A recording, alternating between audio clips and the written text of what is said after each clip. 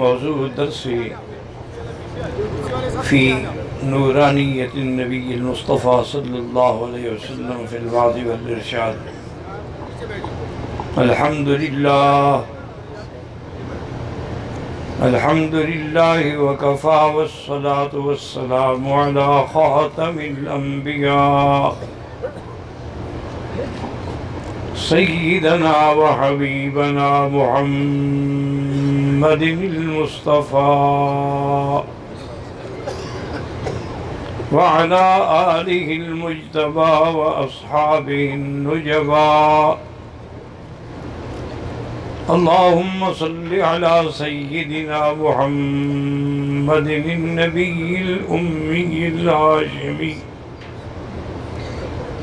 وعلى آله وأصحابه نجوم الهدى. أما بعد، فقد قال الله تبارك وتعالى في القرآن المجيد والفرقان الحميد: أعوذ بالله من الشيطان الرجيم، بسم الله الرحمن الرحيم.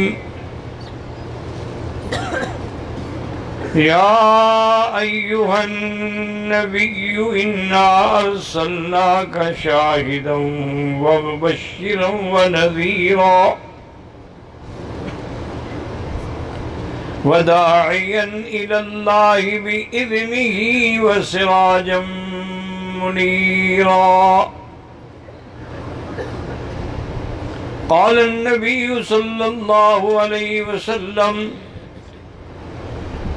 اللهم اجعل في قلبي نورا، وفي سمعي نورا، وبصري نورا، وفي لحمي نورا، ودمي نورا، عن يميني نورا، وعن شمالي نورا، ومن فوقي نورا، ومن تحتي نورا. اللهم أعظم لي نورا، أو كما قال النبي صلى الله عليه وسلم. صدق الله العلي العظيم، وصدق رسوله النبي الكريم، ونحن على ذلك لمن الشاهدين ومن الشاكرين، والحمد لله رب العالمين. رب اشرح لي صدري ويسر لي أمري، واحلل عقدة من لساني يفقهوا قولي. رب زدني علما. سبحانك لا علم لنا إلا ما علمتنا، إنك أنت العليم الحكيم. برادران اسلام، واجب الاحترام بزرگوں، دوستوں، بھائیوں، عزیز نوجوانوں، محترمہ مائیوں اور بہنوں، اللہ تبارک و تعالیٰ کے کلام مقدس میں سے آیات مبارکہ اور آقا انعامدار حبیب کبریا سیدنا محمد مصطفیٰ صلی اللہ علیہ وعلا آلہ واصحابہ وسلم تسلیما کثیرا کثیرا کے فرامین مبارکہ میں سے ایک حدیث تلاوت کی ہے. دعا فرمائیں کہ اللہ تعالیٰ ایسا عاجز کو مع الاہل والعیال شفاء کاملہ عاجلہ دائمہ اور حق بات بیان کرنے کی توفیق عطا فرمائیں. آپ کو حق سننے سمجھنے کی، ہم سب کو حق پر چلنے کی توفیق عطا فرمائیں. پروردگار عالم تمام آنے والوں کی حاضری، حج، عبادات، زیارات منظور و مقبول فرمائیں. درس سے قبل میری درخواست ہے کہ میری ہمشیرہ ایک ہی میری بہن ہیں، وہ مجھ سے بڑی ہے عمر میں بیچاری، وہ بہت تکلیف میں ہیں، بیمار ہیں. ان کے لیے دعا کریں کہ اللہ شفاء کاملہ اور صحت عاجلہ عطا فرما دے. آپ اللہ کے مہمان ہیں، اور اللہ کا یہ وعدہ ہے کہ جب میرے آنے والے مہمان مجھ سے مانگتے ہیں تو میں ان کی دعائیں قبول کرتا ہوں.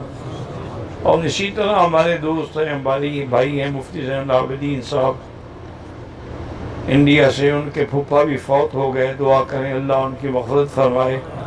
اور جتنے اہل حق، علماء، صلحاء، اولیاء، حجاج کرام، معتمرین فوت ہوئے ہیں، اللہ ان کے درجات بلند فرمائے۔ میں نے سابقہ دروس میں سیرت النبی صلی اللہ علیہ وسلم کی کچھ جھلکیاں پیش کی، ورنہ اصول تو یہ ہے کہ ساری زندگی بھی اگر آدمی سیرت کا بیان کرتا رہے، ساری دنیا مل کے کرتی رہے، قلم ٹوٹ جائیں گے، زبانیں گنگ ہو جائیں گی، عقل دنگ رہ جائیں گے، لیکن سیرت ختم نہیں ہوگی۔ اس کی وجہ یہ ہے کہ جب حضور کی سیرت خود خدا نے بیان فرمائی ہو تو اور کون کر سکتا ہے؟ لیکن ہم اس لیے بیان کرتے ہیں کہ ہمارا نام بھی ان میں شامل ہو جائے۔ جیسے یوسف علیہ السلام کی نیلامی ہو رہی تھی نا، تو ایک بوڑھی عورت تھوڑے سے کچھ اس نے اپنے ہاتھوں سے کچھ اون کی بنائی کی تھی، وہ لے کر چل پڑی۔ کسی نے پوچھا اماں جان کہاں جا رہے؟ کہنے لگا سنا ہے کہ یوسف بک رہا ہے، میں خریدنے جا رہی۔ خود نے کہا بی بی تمہارا دماغ خراب ہے، حضرت یوسف جیسے حسین و جمیل غلام کو تو بادشاہ خریدیں گے، آپ کیسے خرید سکتے؟ انہوں نے کہا مجھے بھی پتا ہے کہ میں نہیں خرید سکتی، لیکن خریداروں میں نام تو آ جائے گا، میرا نام تو لکھا جائے گا کہ وہ بھی آئی تھی خریدنے کے لیے۔ تو اصل میں تو سیرت کے بیان میں ہم اپنا نام لکھواتے ہیں کہ کسی طرح ہمیں شفاعت نصیب ہو جائے، حضور صلی اللہ علیہ وسلم کی محبت نصیب ہو جائے۔ اور آج کے درس میں جو عنوان ہے وہ ہے نورانیت مصطفیٰ۔ لیکن سمجھیں اچھی طرح، اللہ کے انبیاء جتنے ہیں وہ جن سے بشر ہیں، وہ جن سے نور نہیں ہیں، وہ جن سے بشر ہیں۔ اللہ کے ملائکہ جن سے نور ہیں، اور جنات جو ہیں وہ جن سے نار ہیں۔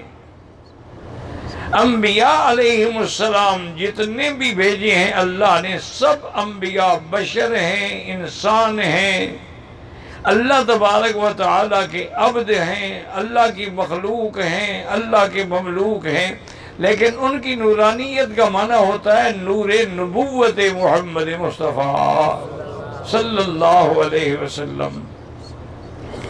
اور ایک بات یہ ہے کہ جو لوگ حضور کو نور کہتے ہیں نا، وہ بھی غلط کہتے ہیں۔ اب دیکھیں قرآن کیا کہتا ہے، یا ایھا النبی انا ارسلناک شاہدا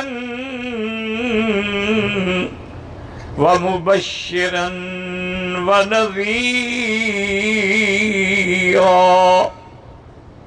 وداعیا الی اللہ بإذنہ وسراجا منیرا۔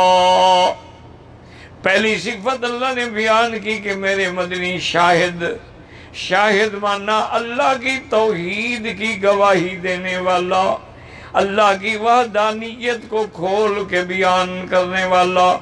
یہ ہمارے بعض بھائیوں کو دھوکہ لگ جاتا ہے، وہ کہتے ہیں شاہد کا معنی حاضر و ناظر ہے۔ اللہ عالم دھوکہ لگتا ہے یا ضد کرتے ہیں، اب یہ تو اللہ جانے نا، دلوں کی باتیں تو خدا جانتا ہے۔ ایک تو ہو سکتا ہے کہ بیچاروں کو دھوکہ لگے، ایک یہ ہے کہ نہیں دھوکہ نہیں لگتا، سمجھتے ہیں لیکن ضد ہے۔ وہ کہتے ہیں جی جب اللہ نے کہا کہ حضور گواہ ہیں، تو گواہ تو وہ ہوتا ہے نا جو واقعے پہ موجود ہو اور آنکھوں سے دیکھے، تب ہی گواہی دے گا۔ اس کا معنی یہ ہوا کہ حضور ہر جگہ، ہر مقام، ہر زبان میں موجود ہیں، تبھی تو گواہی دیں گے۔ اللہ نے ان کو گواہ فرمایا ہے، تو اس کا نتیجہ یہ نکلا کہ حضور حاضر و ناظر ہیں۔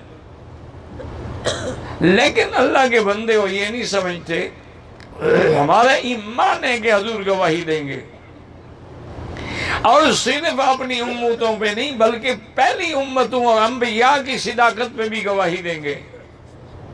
فَكَيْفَ إِذَا جِئْنَا مِن كُلِّ أُمَّةٍ بِشَهِيدٍ وَجِئْنَا بِكَ عَلَىٰ هَٰؤُلَاءِ شَهِيدًا۔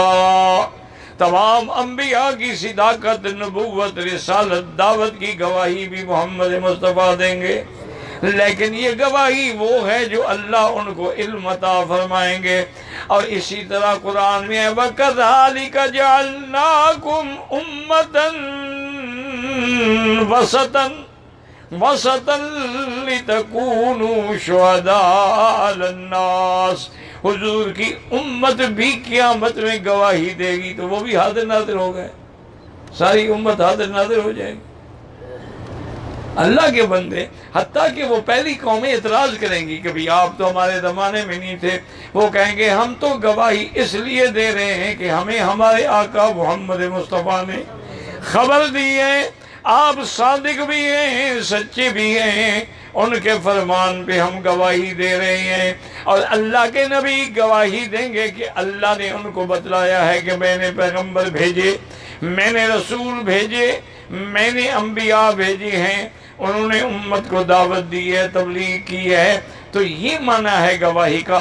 اگر گواہی کا معنی حاضر ناظر ہوتا، پھر بعد میں جب سورۃ المنافقون اتری، اس میں عبداللہ ابن ابی کا قصہ ہے، اس کو حضور کو اس کا علم کیسے نہ ہوا، اور حضور نے تحریم اصل شربت شہد کی نہ پینے سے قسم کھا لی، اللہ کا عتاب آ گیا۔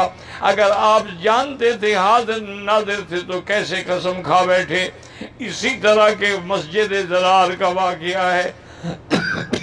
حضور نے ان سے وعدہ فرما لیا کہ میں جب جنگ تبوک سے آؤں گا تو میں تمہاری مسجد میں نماز پڑھوں گا۔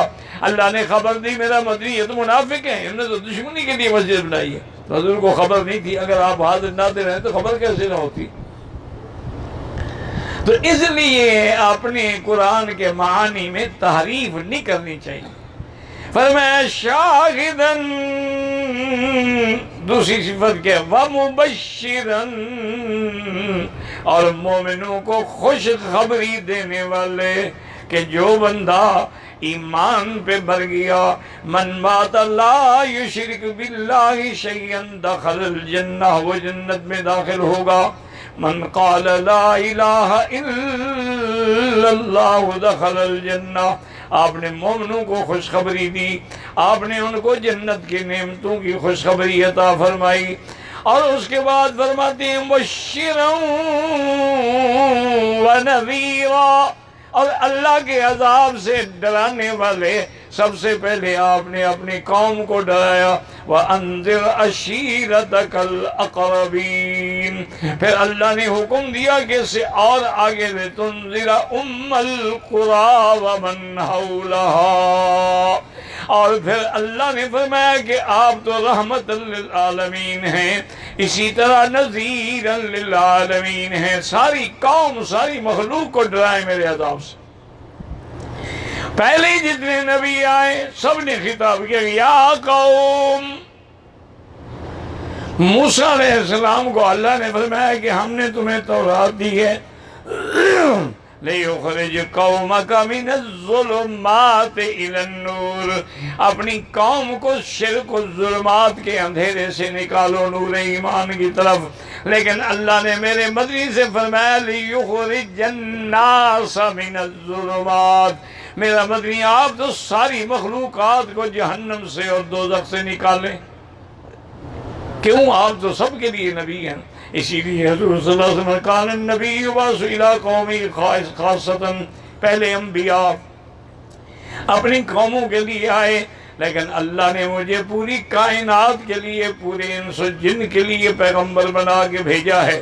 پہلے انبیاء کا زمانہ محدود تھا، اپنے وقت کے بعد دوسرا پیغمبر آیا، لیکن اللہ نے جب مجھے بھیجا تو نبوت کا دروازہ ہی بند کر دیا کہ لا نبی بعدی ولا رسول بعدی، میرے بعد نہ کوئی نبی ہوگا نہ میرے بعد کوئی رسول آئے گا۔ ایک دن سیدنا عمر بن الخطاب رضی اللہ عنہ حضور کے سامنے بیٹھے ہوئے تھے، ان کو کچھ اوراق ملے تورات کے، تو وہ ان کو دیکھ رہے تھے اور پڑھ رہے تھے۔ ساتھ حضرت ابو بکر رضی اللہ عنہ بھی بیٹھے تھے، تو انہوں نے حضرت عمر کو کوہنی ماری، کہا دیکھتے نہیں ہو حضور کا چہرہ مبارک غصے سے سرخ ہو رہا ہے، تم کیا کر رہے ہیں؟ اس نے جب نظر اٹھا کے دیکھا تو واقعی حضور کا چہرہ مبارک تو سرخ ہے، غصے میں ہیں۔ آگے حضرت عمر کو بھی منانے کا پتہ تھا نا کہ محبوب کو کیسے راضی کرنا ہے، تو انہوں نے فوراً کہا رضیت باللہ ربا وبالاسلام دینا وبمحمد صلی اللہ علیہ وسلم نبیا۔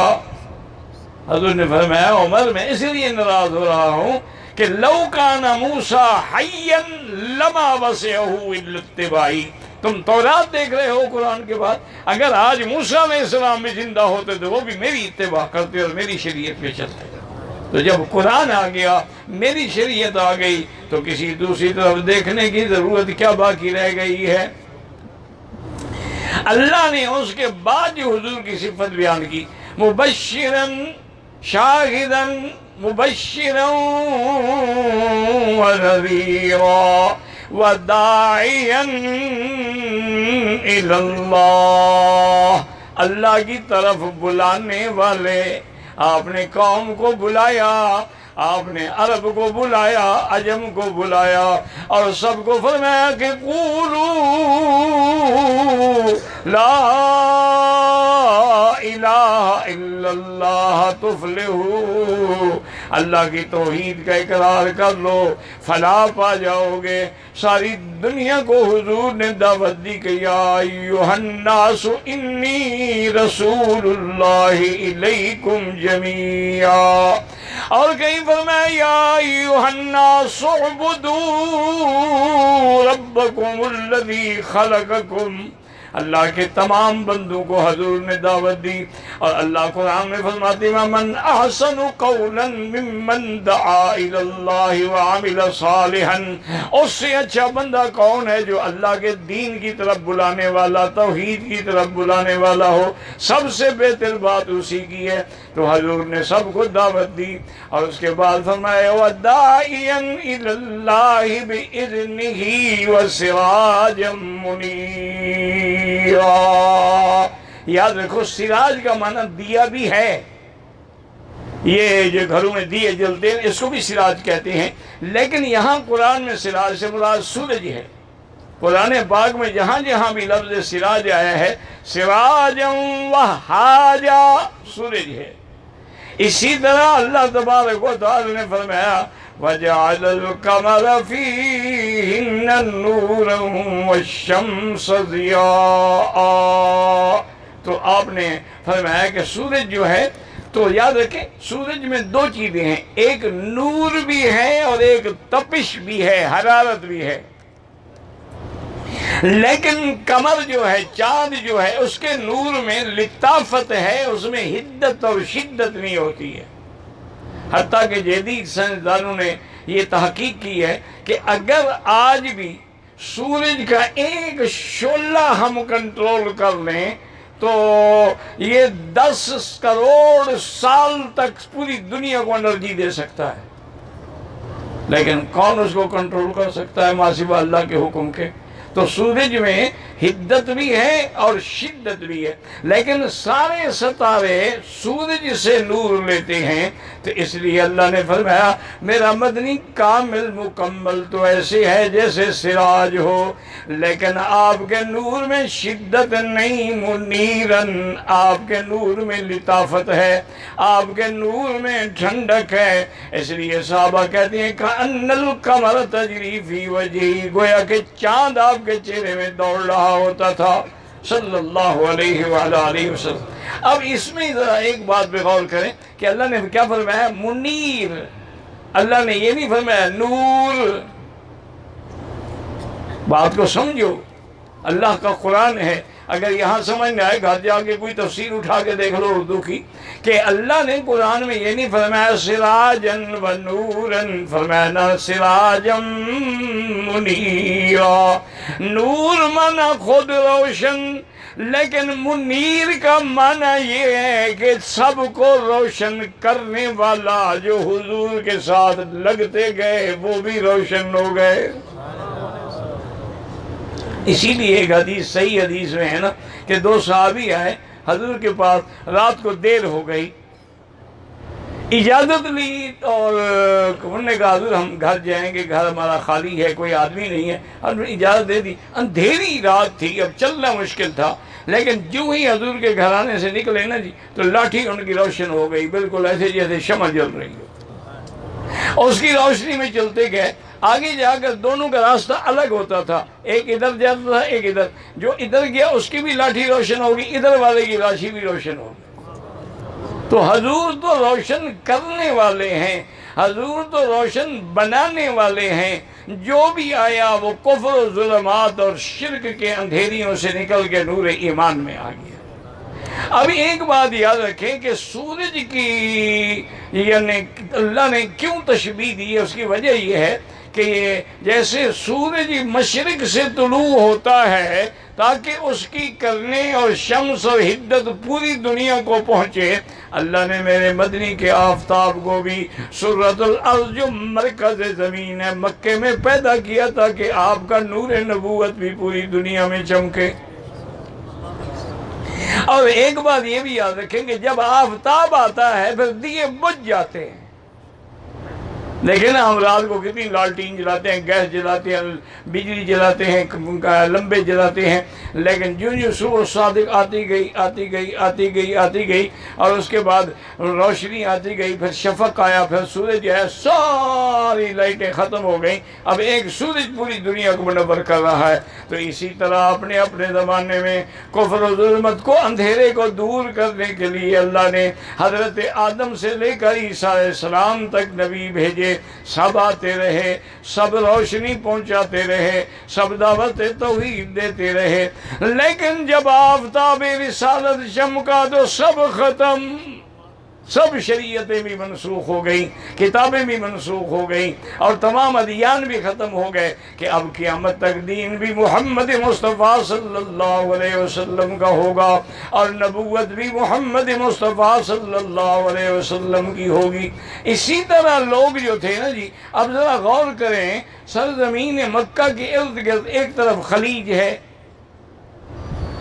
ایک طرف بحر روم ہے، ایک طرف بحر فارس ہے، ایک طرف بحر ہند ہے۔